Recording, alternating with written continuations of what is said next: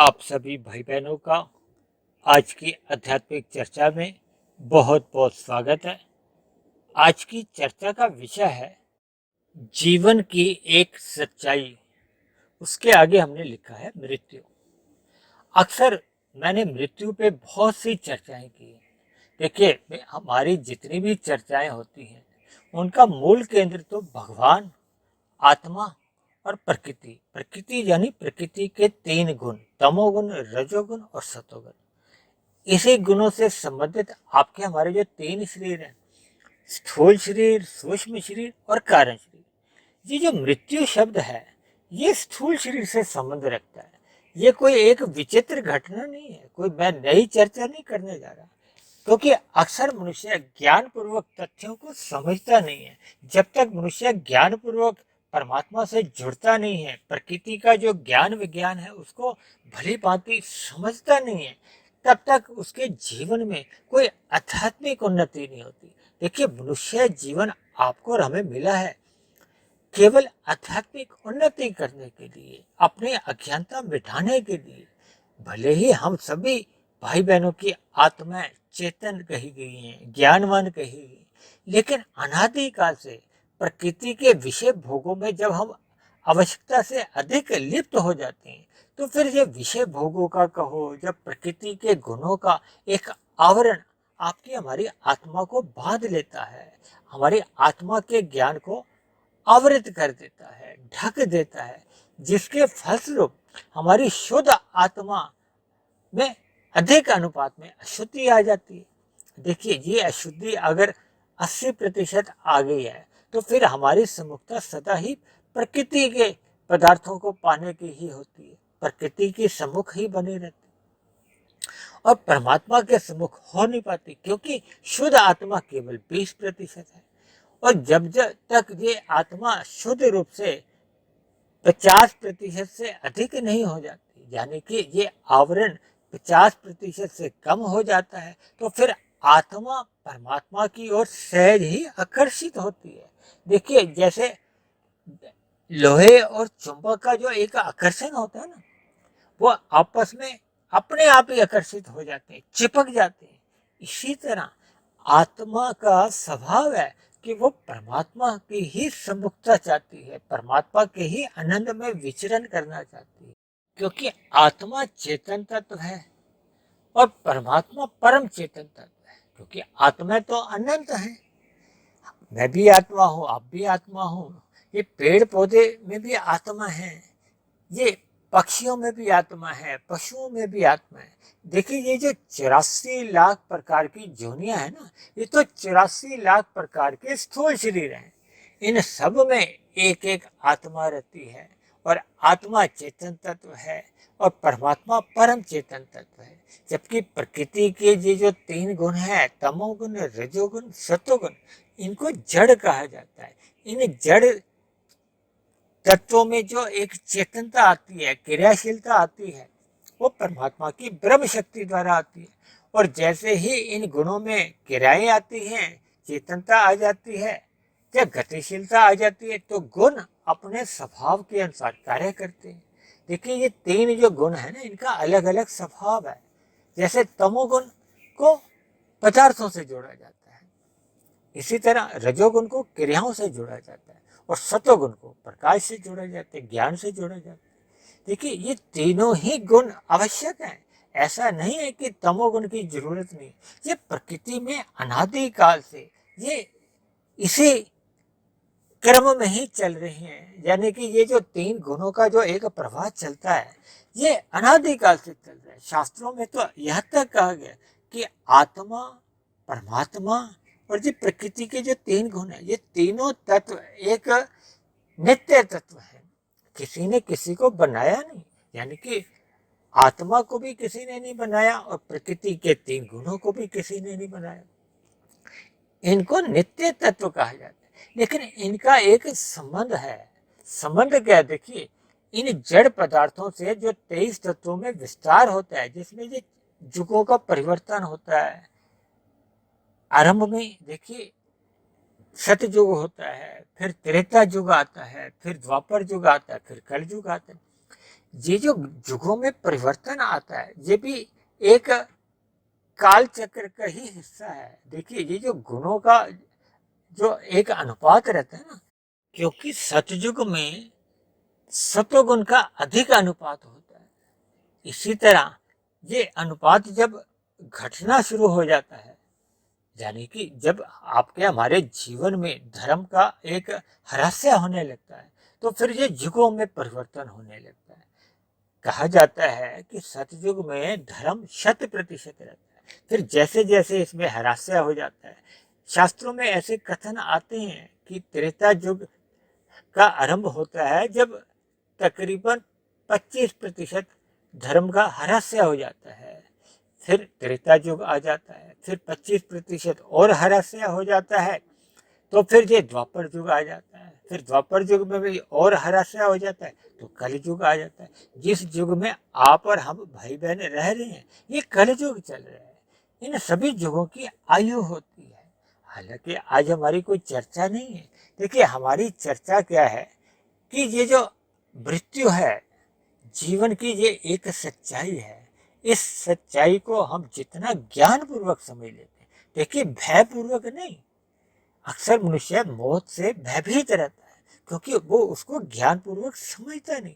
देखिए आप और हम अपने घरों में इतने प्रकार के यंत्र खरीदते हैं और सभी यंत्रों की एक आयु होती है, फिर वो खराब होने लगते हैं, उनमें बार बार कुछ रहस्य इतना बढ़ जाता है कि फिर वो हमें दुख देते हैं, तो फिर हम उन यंत्रों को कबाड़ में फेंक देते हैं, फिर नया एक यंत्र ले आते हैं। कि हम घरों में क्या करते हैं, फ्रिज खराब हो गया, 10 साल पुराना हो गया, 15 साल पुराना हो गया, वो तंग करता है, सही कूलिंग नहीं देता, ठंडक नहीं देता, तो हम नया ले आते हैं। इसी तरह ये परमात्मा की भी देखिए एक व्यवस्था है कि आपका हमारा स्थूल शरीर में जब गिरावट आ जाती है, ये सही सही काम नहीं करता। आप देखते ही हो, देखिए स्थूल शरीर की अवस्थाएं हैं, बचपन अवस्था, युवा अवस्था, वृद्ध अवस्था। बचपन अवस्था क्या है, देखिए धीरे धीरे उसमें वृद्धि होने लगती है, युवा अवस्था तक वो पूरी तरह से नौजवान हो जाता है, उसमें पूरी कोशिकाएं एक सही अनुपात में हो जाती है, फिर ये उसमें स्थिति बनी रहती है, यानी कि युवा अवस्था उसकी एक समय तक बनी रहती है। फिर धीरे धीरे जब नई कोशिकाएं कम बनती हैं या समाप्त हो जाती हैं, पुरानी घटनी शुरू हो जाती हैं, समाप्त होने लगती हैं, तो वृद्धावस्था का आरंभ हो जाता है। देखिए आप सभी भाई बहन जहाँ जहाँ 50 साल, 60 साल, 70 साल के हो जाते हैं, तो आपके हमारे स्थूल शरीर में भी कुछ कमियां आने लगती हैं, बीमारियां आने लगती हैं, हरस्या होने लगता है, यानी कि स्थूल शरीर में खराबियां आनी शुरू हो जाती। तो फिर एक ऐसी खराबी बढ़ते बढ़ते बढ़ते बढ़ते जब ये शरीर आपको हमें दुखी करने लगता है, तो परमात्मा ने एक ऐसी व्यवस्था की है कि इस स्थूल शरीर की मृत्यु हो जाती है। और स्थूल शरीर के रहते रहते ही, क्योंकि हम सब मनुष्य योनि में हैं, हम मनुष्य योनि को कर्म योनि कहा गया है, तो ये पूरा एक सिलसिला बनाया हुआ है। और मनुष्य योनि, कर्म योनि के साथ साथ साधना योनि का भी एक अवसर है, यानी कि स्थूल शरीर के रहते रहते हम जितनी साधना कर लेते हैं, तो फिर आपकी हमारी एक आध्यात्मिक उन्नति होती है। देखिए ये पूरा एक ज्ञान विज्ञान जो प्रकृति का है या आत्मा परमात्मा का, जितना भी ये जो तथ्यों का हम ज्ञान पूर्वक जब हम यथार्थ ज्ञान लेते हैं, तर्क पूर्वक इनको समझ लेते हैं, तो फिर हमें मृत्यु शब्द जो है उसको हम एक सच्चाई के रूप में स्वीकार करते हैं। इसलिए तो मैंने आज का विषय का नाम ही ये रखा है कि जीवन की एक सच्चाई है। जबकि अक्सर ऐसा देखा जाता है कि स्थूल शरीर की मृत्यु के बाद आपका हमारा जैसा जैसा कर्माशय बना होता है, संस्कार बने होते हैं, यानी कि हमारा सूक्ष्म शरीर और कारण शरीर में जैसी जैसी स्थितियां होती हैं, फिर आत्मा और परमात्मा के अनुसार एक नया स्थूल शरीर का सृजन होता है, जैसे नया स्थूल शरीर मिल जाता है। इसीलिए तो ये 84 लाख योनियों का एक अनादिकाल से एक प्रवाह चल रहा है। ये 84 लाख प्रकार की जो योनियां है, ये मतलब 84 लाख प्रकार के स्थूल शरीर है। देखिए परमात्मा ने सृष्टि के आरंभ में ये जो कारण शरीर, सूक्ष्म शरीर जो हमें दिया है, ये एक शुद्ध अवस्था में दे, लेकिन जैसे ही हम प्रकृति के पदार्थों की ओर आकर्षित होते हैं, शास्त्रों में इसको इंद्रिय दोष भी कहा जाता है। और जैसे जैसे हम इनको अज्ञानता पूर्वक भोगने लगते हैं, यानी कि प्रकृति का संग करने लगते हैं, तो प्रकृति तो अपने आप में देखिए जड़ है, तो फिर उस जड़ का प्रभाव हमारे ऊपर, आत्मा के ऊपर आने लगता है। तो वैसा ही आपका हमारा ये कारण शरीर बनने लगता है। कारण शरीर जैसा जैसा बन जाता है, तो फिर हम सृष्टि के जो 84 लाख योनियों का जो एक चक्र है, वो कर्मानुसार कह लो या संस्कारों के अनुसार कह लो, या जैसा भी एक सिलसिला बन जाता है, फिर उसके बाद हमारी अधोगति होती है या उन्नति होती है या सदगति होती है। ये सब निर्भर करता है कि हम स्थूल शरीर के रहते रहते अपने कैसी कर्म करते हैं, कैसे साधना करते हैं। यदि हम स्थूल शरीर के रहते रहते, यानी कि मृत्यु से पूर्व, यदि हम अपने सूक्ष्म शरीर और कारण शरीर को समाप्त कर लेते, कारण शरीर का समाप्त होना क्या है? जब हमारे कारण शरीर में बुरे संस्कार समाप्त हो जाते हैं, अज्ञानता के संस्कार समाप्त हो जाते हैं, हमारी विवेक शक्ति 100% जाग जाती है, तो फिर हम जीते जीत मायातीत हो जाते हैं। यानी कि आपका हमारा जो कारण शरीर में जो बुरे संस्कार होते हैं वो समाप्त हो जाते हैं। जब बुरे संस्कार ही नहीं रहते, तो हमारे सूक्ष्म शरीर, कारण शरीर में किसी भी प्रकार के कोई विचार नहीं रहते, फुरने नहीं उठते। जब फुरने नहीं आते, तो फिर हम स्थूल शरीर की कर्मेंद्रियों द्वारा कोई नए कर्म भी नहीं करते, परमात्मा की स्मृति में ही रहते हैं। परमात्मा की स्मृति में रहने का मतलब परमात्मा की सम्मुखता बनी रहती है। परमात्मा की सम्मुखता का मतलब हम परमात्मा के ध्यान में ही रहते हैं। ऐसा नहीं कि हम अपने स्थूल शरीर का खाना पीना बंद कर देते हैं। देखिए, हम अगर अपनी आवश्यकता तक अपना भोजन ग्रहण करते हैं, तो वो भी एक निष्काम कर्म ही आते हैं। जब जब हम भोग प्रेरित इन प्रकृति के पदार्थों को लेते हैं, रस पूर्वक लेते हैं, यानी इनमें हम सुख पूर्वक इन पदार्थों को भोगते हैं, तो फिर हमारे कार्य शरीर में इनके संस्कार बनने लगते हैं। वो संस्कार फिर बार बार उन सुखों को पाने की इच्छा करते हैं। तो फिर ये कारण शरीर, सूक्ष्म शरीर और स्थूल शरीर की ये एक, इनका जो एक सिलसिला है, कर्म का कह लो या पाप कर्मों का भी कह लो, फिर वो वैसा शुरू हो जाता है। इसलिए हमें अपने मिले हुए जीवन में अपनी दिनचर्या को एक सकारात्मक दिशा देनी चाहिए, परमात्मा का चिंतन करना चाहिए। क्योंकि जब जब हम मृत्यु की एक सच्चाई के रूप में हम स्वीकार करते हैं, तो फिर मनुष्य का पाप कर्मों से एक पीछा छूट जाता है। क्योंकि जब मनुष्य के मन में मृत्यु का एक बोध होने लगता है, देखिए, अक्सर मनुष्य पाप कर्म क्यों करता है? क्योंकि आपकी हमारी जो अधोगति का कारण होता है वो तो पाप कर्म ही होता है। क्योंकि जब जब संचित कर्मों का कर्माशय बिगड़ जाता है, बिगड़ना क्या है कि उसमें पुण्य कर्मों की न्यूनता हो जाती है, पाप कर्मों की अधिकता हो जाती है, तो मनुष्य की मरने के बाद तो नीचे की जोनियों में अधोगति होती है। और यदि हम प्रकृति के पदार्थों को सुखपूर्वक भोगना चाहते हैं, तो हम पुण्य कर्म करते हैं, पुण्य कर्म अधिक करते हैं, तो फिर हम इस संसार से, प्रकृति के अधिक अनुपात में जुड़ जाते हैं। देखिए, पाप कर्मों से तो पुण्य कर्म अच्छे माने जाते हैं, लेकिन पुण्य कर्म भी तो बंधन का ही कारण होते हैं। देखिए, जब हम धर्मानुसार सुखों को भोगना चाहते हैं, तो रजोगुण में रह के कर्म करते हैं।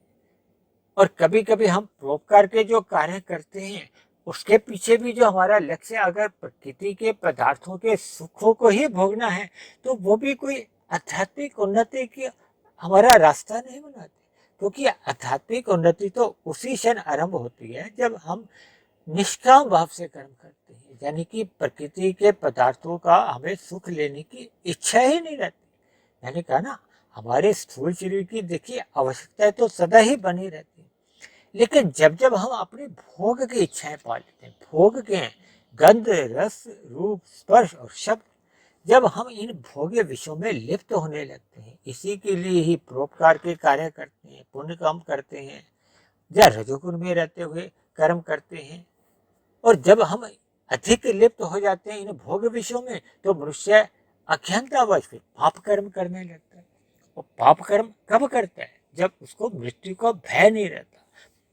कर्मफल सिद्धांत से वो एक अनभिज्ञ हो जाता है, उसको सही सही जानकारी नहीं मिलती। देखिए, यदि कोई मनुष्य वर्तमान समय में 1 रुपया किसी से छीनता है, यदि उसको ये ज्ञान हो जाए कि मुझे ये 1 रुपया भी वापस लौटाना है, उस पे ब्याज भी देना है, इस 1 रुपया छीनने के अपराध में मुझे सजा भी भुगतनी पड़ेगी और मेरी एक आयु निश्चित है, यानी कि कुछ समय बाद मेरी मृत्यु भी होने वाली। देखिए, शास्त्रों में कहीं कहीं ऐसा भी कथन आता है और मैंने तो अदालती कार्रवाई में भी ऐसा मेरे समझने में आया है कि मरते समय किसी का भी जो बयान होता है उसको एक सबूत के तौर पे मान लिया जाता है अदालत द्वारा, क्योंकि मरते समय मनुष्य झूठ नहीं बोलता, क्योंकि उसके मन में किसी भी प्रकार का कोई लोभ नहीं होता। इसलिए मरते हुए समय जो भी वो बयान दे जाता है उसको एक बकायदा सबूत के तौर पे मान लिया जाता है और उसी के आधार पे फिर निर्णय भी आ जाते हैं अदालतों में। यानी कि जब जब हम मृत्यु को ज्ञानपूर्वक स्वीकार करते हैं कि मेरा मिला हुआ जो स्थूल शरीर है वो सदा सदा के लिए नहीं है। देखिए, अक्सर समाज में क्या देखा जाता है कि हमने अपने मिले हुए जीवन में मान लो 5 लाख रुपए के ही पदार्थ हमने खाने हैं और एक मनुष्य के पास 10 लाख, 20 लाख, 30 लाख पहले से ही उसने संग्रह किया हुआ है, जब उसके पास ऐसे संपत्ति के साधन हैं। तब ऐसी स्थिति में वो और धन एकत्रित करता है, लोभ करता है, संग्रह करता है और अन्य जीवों का हक मारता है, विभिन्न प्रकार की चितराइयाँ करता है, घोटाले करता है।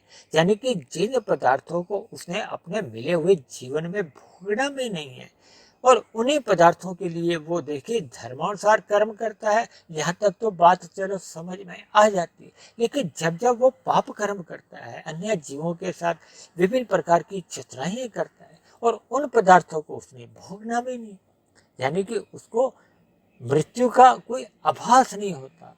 तो इसलिए हम अपने मिले हुए जीवन में जब जब इस मृत्यु की सच्चाई को स्वीकार कर लेंगे, तो मेरा ऐसा मानना है कि मृत्यु की सच्चाई को स्वीकार करने के उपरांत मनुष्य में ये जो पाप कर्म करने की प्रवृत्ति होती है ये धीरे धीरे समाप्त होने लगती है। मनुष्य पाप कर्मों से बचने लगता है और एक ऐसी स्थिति आ जाती है कि मनुष्य परमात्मा से ही जुड़ने लगता है। मेरे कहने का अर्थ यही है कि जैसे जैसे हम अपने जीवन में मृत्यु को एक सच्चाई के रूप में स्वीकार कर लेते हैं, तो आपके हमारे कर्मों में सुधार आने लगता है, हमारी दिनचर्या में एक सकारात्मक परिवर्तन आने लगते हैं और मनुष्य पाप कर्मों से बच जाता है। तो इसका अर्थ ये हुआ कि पाप कर्मों से बचने का अभिप्राय कि उसके संचित कर्मों में पाप कर्मों की एक बहुलता नहीं आती, वृद्धि नहीं होती, जिसके फलस्वरूप उसको मनुष्य जोनि के मरने के बाद पुनः मनुष्य जोनि मिल जाती है। देखिए, मनुष्य जोनि तभी मिलती है जब हमारे संचित कर्मों में पाप और पुण्य कर्मों की कम से कम तुल्यता रहती है, या पुण्य कर्मों की अधिकता होने पे मनुष्य जोनि पाने की ही इच्छा बनी हो। लेकिन जैसे ही पाप कर्म अधिक होते हैं तो मनुष्य जोनि की इच्छा बने रहने पे भी फिर नीचे की जोनियों में एक दंड रूप में जाना पड़ता है।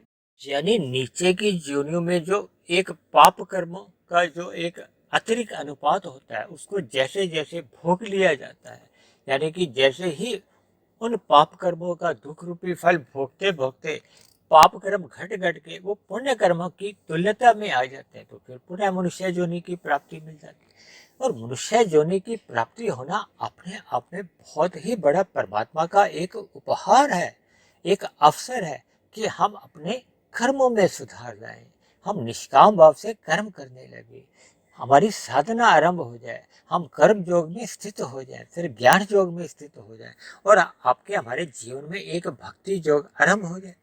देखिए, भक्ति योग में हम जितनी भी आध्यात्मिक उन्नति कर लेते हैं वो एक सुरक्षित बनी रहती है, क्योंकि योग शब्द परमात्मा से, आत्मा और परमात्मा का जब मिलन होता है या सुमुखता होती है उसी को ही योग कहा जाता है। जब जब हम निष्काम भाव से कर्म करते हैं तो हम कर्म योग में स्थित हो जाते हैं, तो हमारा एक नया बंधन में वृद्धि नहीं होती कर्मों में।